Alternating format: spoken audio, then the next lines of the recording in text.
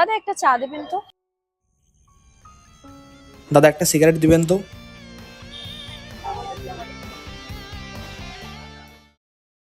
আরে Sanjit, what a pleasant surprise.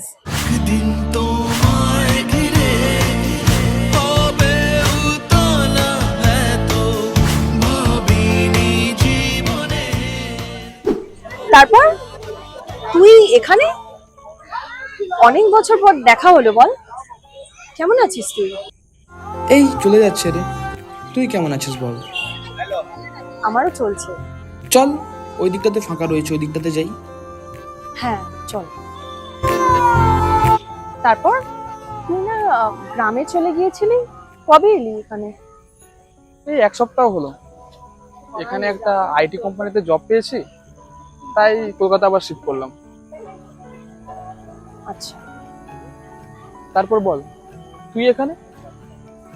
আমি একটু ওর সাথে শপিং এ বেরিয়েছিলাম। তুই বিয়ে করে নিয়েছিস?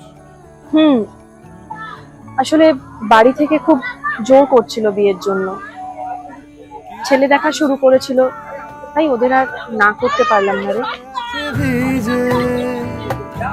আচ্ছা একটা কথা বলতো, তুই সত্যি আমার জন্য আর কিছুদিন অপেক্ষা করতে পারতিস না?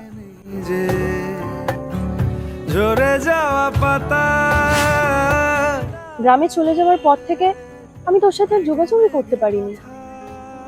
আমি কি করব বল? আসলে ওই সময় আমার একটা জবের খুব দরকার ছিল।